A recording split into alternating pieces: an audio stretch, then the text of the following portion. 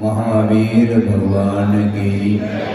प्रातः स्मरणी परम पूजाचार्य गुरुवर श्री विद्यासागर जी मुनि महाराज की। परम पूज्य ज्येष्ठ मुनिवर समय सागर जी महाराज की, समस्त आचार्य संघ की नमोस्तुते।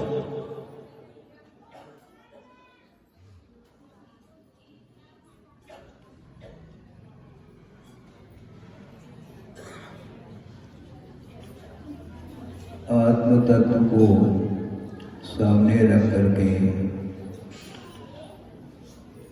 विचार किया जा सकता है और विचार चिंतन करने के लिए ज्ञान भी उचित मात्रा में जैसे प्राप्त है, इसके उपरांत भी उस ज्ञान का सदुपयोग करने के लिए हमें और कुछ विशेष पुरुषार्थ करने की आवश्यकता है।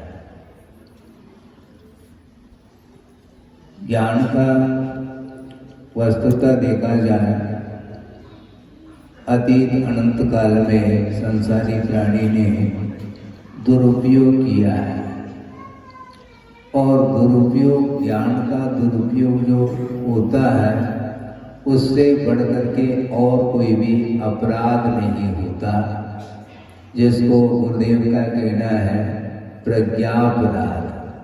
प्रज्ञा का अपराध एक शब्द में नहीं माना जाता।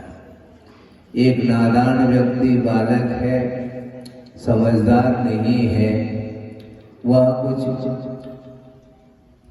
पूर्वापर विचार करने की क्षमता उसके अंदर नहीं होने के कारण उचित अनुचित का ख्याल उसके अंदर नहीं आता और कुछ भी कर बैठता है।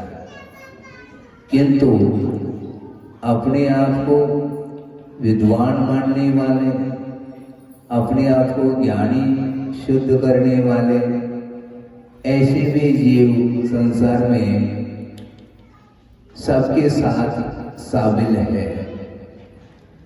ज्ञान के माध्यम से ऊंचाई को छूना चाहिए।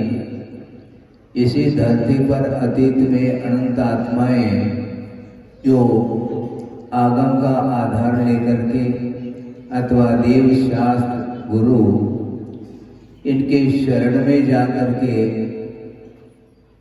मोक्ष पथ पर आरूढ़ होकर के रत्नत्र की निर्दोष आराधना करते हुए उस परमात्म तत्व को प्राप्त किया है। उस परमात्म तत्व को प्राप्त करने के लिए यदि कोई अनन्य साधन है वह ज्ञान ही है। वस्तुतः रत्नत्रय कहने में आता है ये तीन है, किंतु आप घूम फिर करके आना आपको वही पड़ेगा, क्योंकि श्रद्धान में भी जो ढलता है वह ज्ञान ही ढलता है।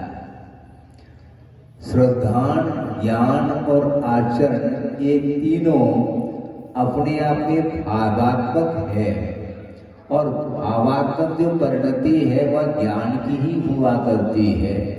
इसलिए ज्ञान के माध्यम से ही मोक्ष मिलता है, ऐसा कहने में कोई आगम से हमें बाधा नहीं आती।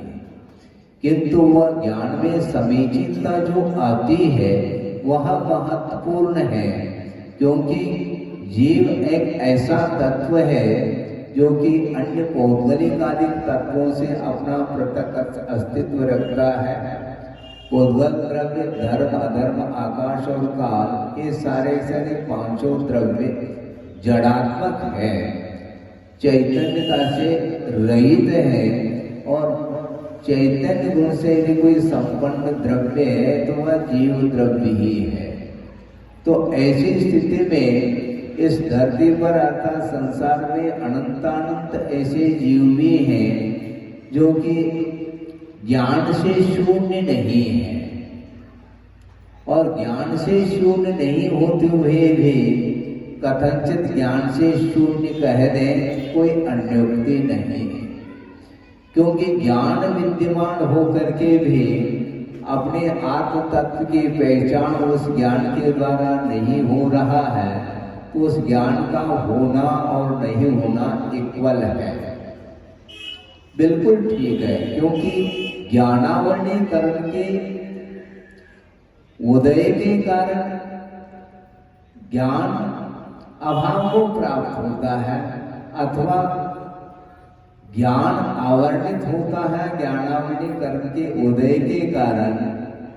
यह भी एक हद तक ठीक है, मैं मानता हूँ, किंतु ज्ञान को आवरणित करने वाला मात्र ज्ञानावरणीकरण ही नहीं, किंतु ज्ञानावरणीकरण का क्षोभन होने के उपरांत भी उसमें समीचीनता का अभाव जो होता है वह दर्शन मुनिकरण के उदय के कारण होता है।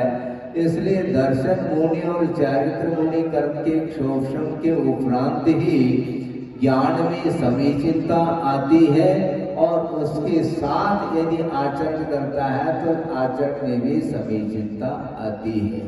तो मैं ये कहना चाह रहा था कि ज्ञान से शून्य कोई भी जीव नहीं है। एक निगोदिया जीव है जो एक श्वास में 18 बार जन्म वर्ण कर रहा है, किंतु एकांत से वह ज्ञान का अभाव हो गया हो ऐसा नहीं, किंतु वह ज्ञान की इकाई जिसको बोलते हैं इतना जघन्य परिणाम हो रहा है उस ज्ञान का, जिसके कारण न वह अपने आत्मा का ज्ञान कर पा रहा है, न अन्य किसी वस्तु का ज्ञान उसे हो पा रहा है। इसलिए अपना और पराया ये जो भेद ज्ञान है, ये स्वरूप की अपेक्षा से जो भेद भिन्नता का ज्ञान जो होता है वह बिना श्रद्धान के संभव नहीं है। इसलिए हमें सूक्ष्म से प्राप्त जो ज्ञान है उसका हमें सदुपयोग करना है। ज्ञान का सदुपयोग करने के लिए भी श्रद्धा की आंखें चाहिए। बिना श्रद्धान के ज्ञान का सदुपयोग होता नहीं, और ज्ञान का दुरुपयोग ही सबसे बड़ा अभिशाप शुद्ध होता है। जिस समय यह नर्सरी में पढ़ता है, मान लो कोई व्यक्ति कोई छात्र, उस समय उसके ज्ञान की क्या परिणति है, और जब वह कहाँ पहुंच गया, फाइनल में पहुंच गया, एमए फाइनल में पहुंच गया, कोई भी मास्टर डिग्री ले रहा है, लेकिन उस मास्टर डिग्री के साथ कुछ और भी डिग्री ले रहा है जो कि संसार परिभ्रमण के लिए कारण सिद्ध होता है। इसलिए गुरुदेव का बार बार हम लोगों के लिए संबोधन रहता है श्रवण संघ के लिए और सबके लिए कि ज्ञान का विकास तो हो रहा है, किंतु उस ज्ञान के विकास के साथ अहंकार भी छू रहा है, अपनी छोर तक पहुंच गया है। इसलिए वह ज्ञान का दुरुपयोग माना जाता है, जो कि उस ज्ञान के दुरुपयोग के कारण ही मोहनीकरण का और निरंतर वह बंद करता चला जा रहा है। इसलिए हमें परिभ्रमण से बचना है। और हमने पहले भी एक बात कही थी, परिभ्रमण और यात्रा में जमीन आसमान का अंतर है। आप अपना कोई भी संसारी प्राणी यह समझ लेता है कि मैं बहुत यात्रा मेरी हो रही है, मैं अब लोग के अग्रभाग पर पहुंचने वाला ही हूँ, इस प्रकार सोच विचार हो सकता है। किंतु आचार्य कहते हैं कि वहां के ऊंचाई तक पहुंचने के लिए अपने को मात्र ज्ञान ही प्राप्त नहीं करना, किंतु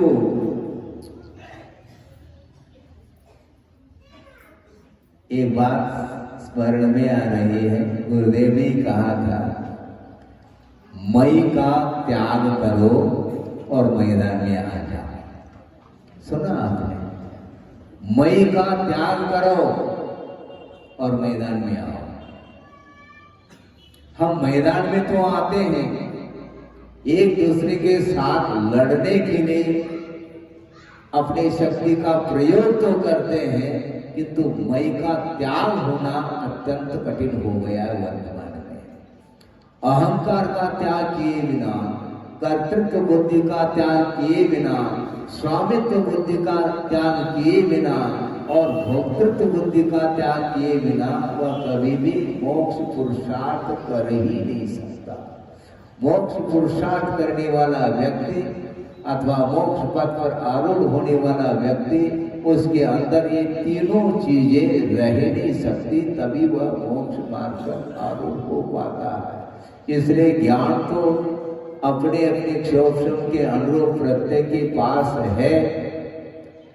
शास्त्रार्थ करने की क्षमता भी दूसरे के साथ रख सकता है, लेकिन होश हवास के साथ आचार्य कहते हैं शास्त्रार्थ करना, अन्यथा शास्त्राभ्यास ही ठीक है हमारे लिए। शास्त्रार्थ और शास्त्राभ्यास में बड़ा अंतर है। आपने आगम पढ़ा होगा, एक रक्षाबंधन पर्व आता है, हर साल आता है और बड़े उत्साह के साथ उस पर्व को आप मनाते हैं। और अकंपन आचार्य 700 मुनियों के साथ वो चल रहे हैं, उनका इतना विशाल संघ है और उस विशाल संघ के ऊपर जो उपसर्ग जो आया था, उसमें कारण यही रहा कि शास्त्रार्थ।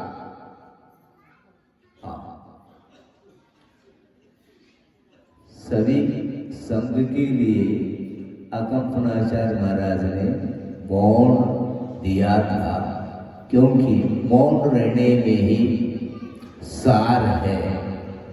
जब हम बोलना प्रारंभ करते हैं उस समय पता नहीं स्वयं को भी कैसे मुख से वचन निकल सकते हैं, और सबको मौन व्रत दिया बताते हैं। और एक मुनि महाराज वो चर्चा के लिए निकल गए थे, उनको ज्ञात नहीं था कि संघ के लिए मौन रखने के लिए आज्ञा मिली है, और वो आहार चर्चा करके लौट करके आ रहे थे।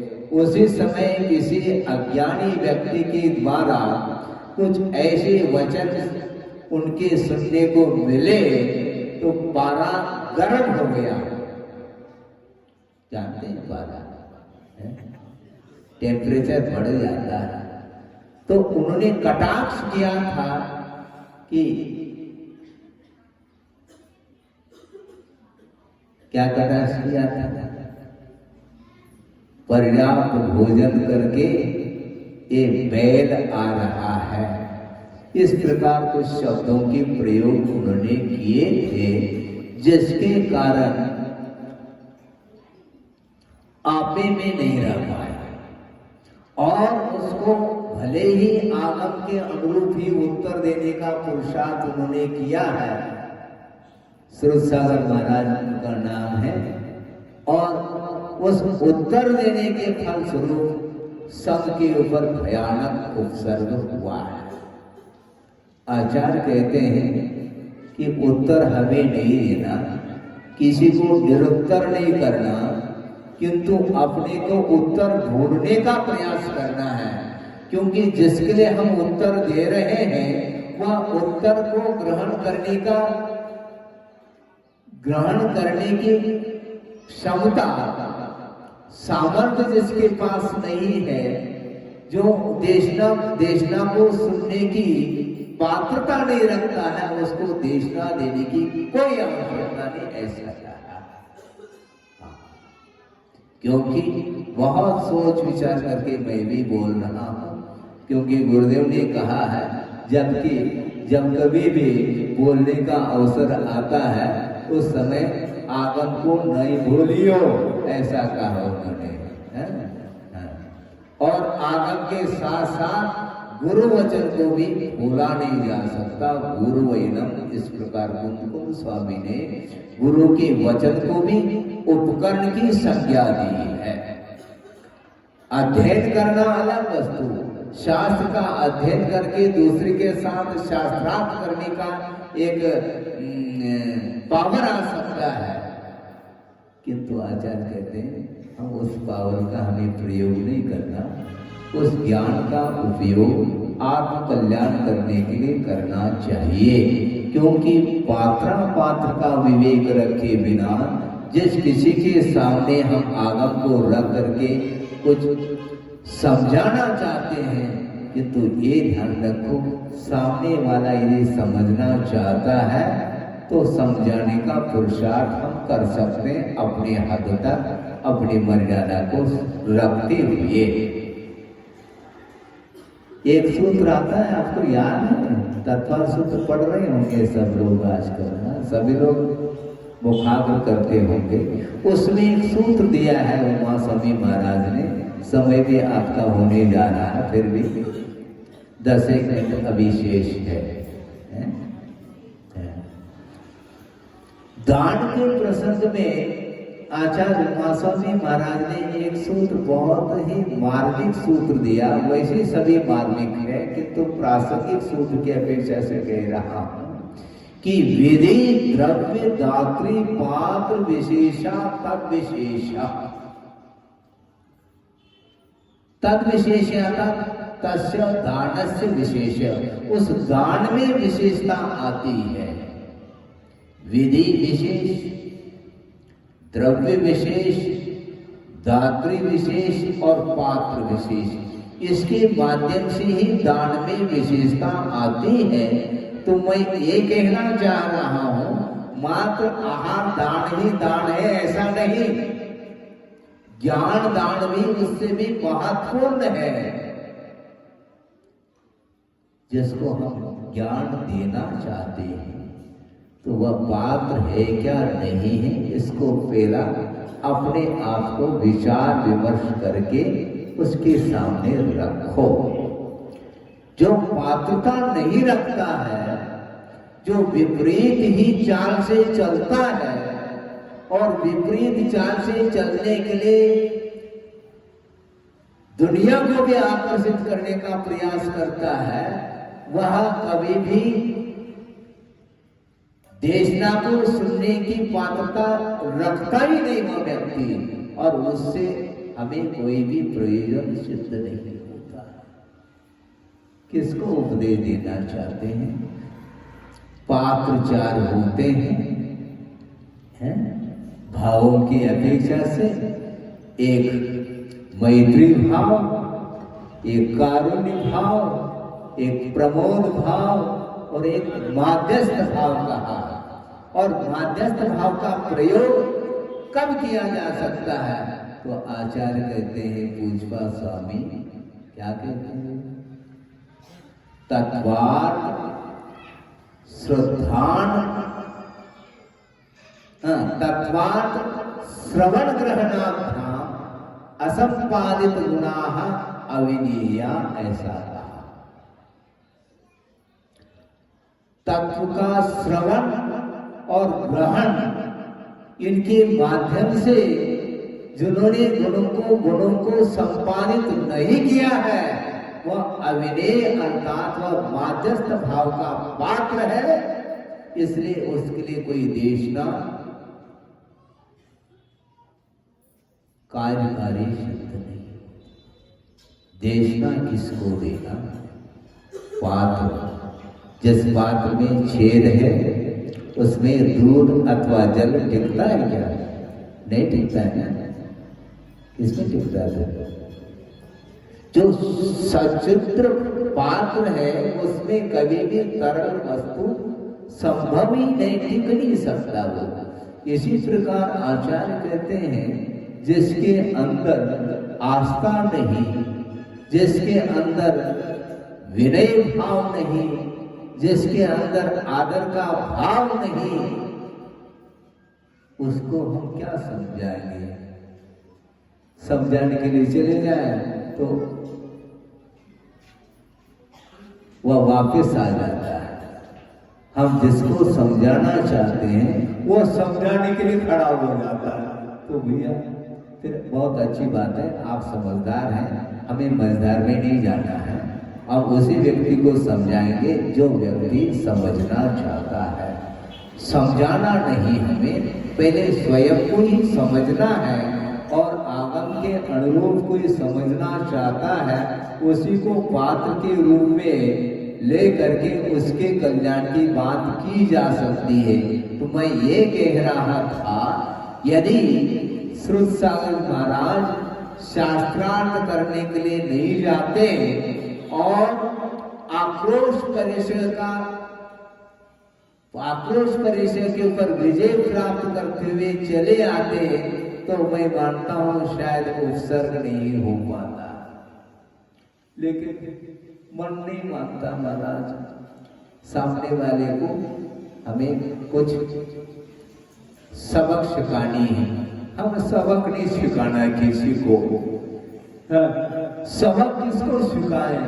जो संसार में परिभ्रमण करना है, जिसको इष्ट है, जिसको कर्म बंध की कोई चिंता नहीं है, वह कैसा देशना का पात्र हो सकता है? उसको इग्नोर करिएगा, ऐसा कहा आगम में।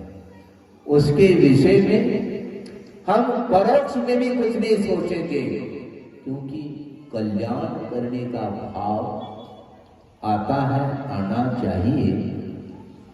अपाय विषय धर्म ध्यान भी इसी में आता है, विश्व कल्याण की भावना करनी चाहिए। किंतु जिस व्यक्ति के भीतर ये भाव नहीं है कि कर्म बंध किससे होता है, कर्म बंध की जिसको चिंता नहीं, उसके कल्याण की चिंता हमारे करने से क्या होगा? भगवान भी उनका कल्याण नहीं कर सकते, ध्यान रखो, क्योंकि भगवान का ही ये कहना है, कल्याण करने में मैं निमित्त तब बनूंगा जब इसके भीतर उपादान विद्यमान हो। यदि योग्यता नहीं है, सामने भगवान भी बैठेंगे तो उनकी वाणी भी खिल रही है और हम मान लो सुन भी रहे हैं, तो भी हमारे अंदर वह वाणी उतर नहीं सकती, क्योंकि भीतर भाव है। समर्पण का भाव जिसके अंदर नहीं है, वह न सुनने की पात्रता न वह सुनाने की पात्रता रखता है। जो व्यक्ति आगम के अनुरूप चलने का पुरुषार्थ नहीं करता, उसका क्या अधिकार है विश्व को वह प्रकाश दे सके? नहीं दे सकता। विश्व को प्रकाश देना फिर भी सरल है।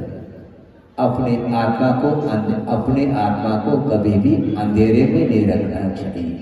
जो व्यक्ति स्वयं अंधकार में है, वह विश्व को क्या प्रकाश दे सकता है? खेल है क्या विश्व को प्रकाश देना? संभव नहीं।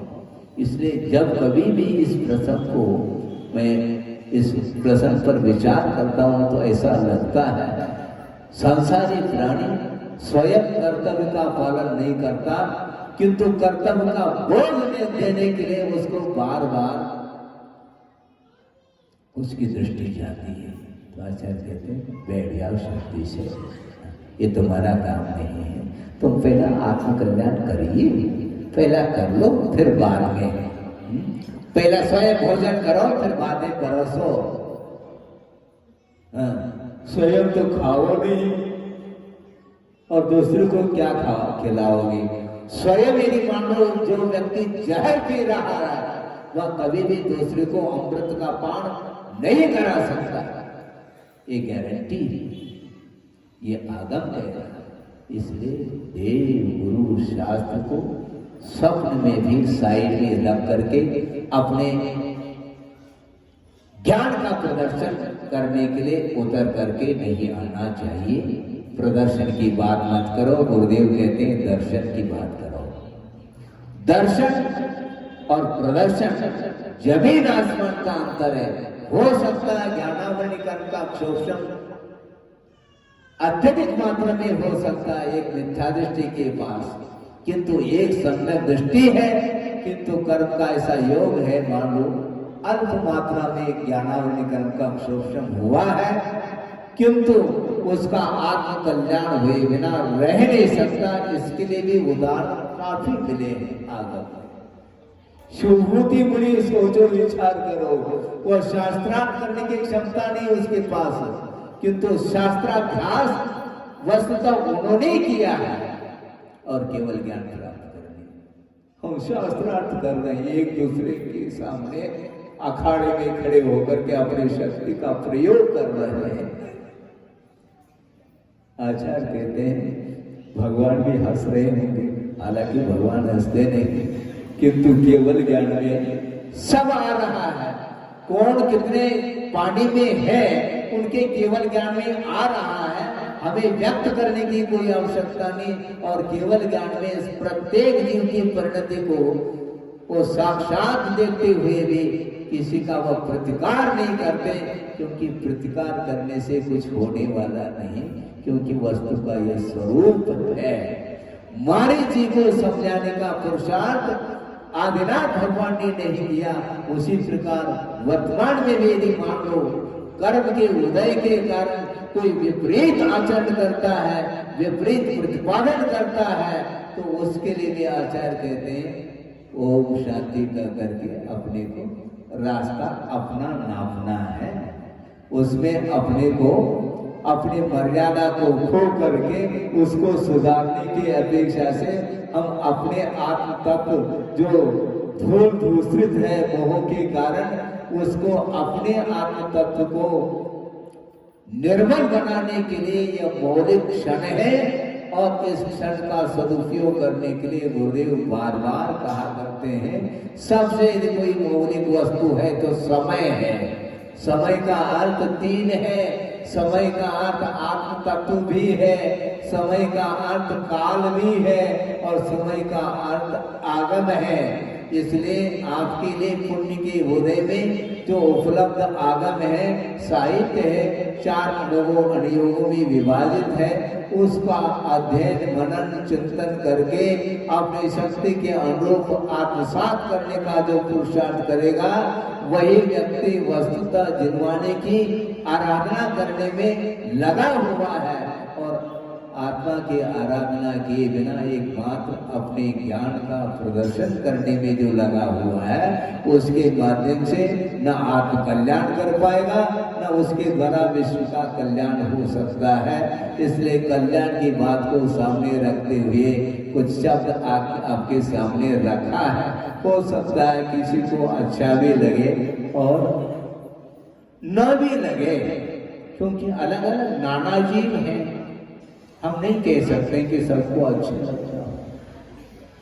जिसके पास आस्था है वो बिल्कुल आत्मसात करने के लिए वह कटिबद्ध होगा, और वो ये मानेगा कि हमारा सौभाग्य है कि इस प्रकार आगम गुरुदेव ने दिया है वर्तमान में, उसका अनुपान करने के लिए अपने को निरंतर जो है पुरुषार्थ करना चाहिए। क्योंकि सब पुरुषार्थ करने वाला व्यक्ति है अपने शुद्ध परमात्म तत्व को उपलब्ध कर सकता है।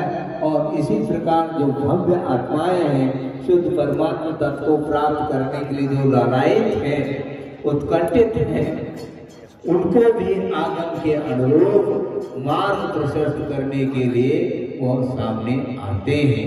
इसलिए अपने को अपनी मर्यादा में रख करके अपने चारित्र का जो प्राप्त गुरु के द्वारा उपलब्ध जो रत्नत्र है, उसको निर्दोष पालन करने के लिए जो कटिबद्ध होता है, उसके लिए आचार्य महाराज हर पल आशीर्वाद प्रदान करते हैं। एक और छोटा सा प्रसंग आपके सामने रख करके इस विषय को पूर्ण करना चाहता हूँ। और गुरुदेव ने ही प्रवचन के दौरान इस बात को रखा था। विहार करते हुए एक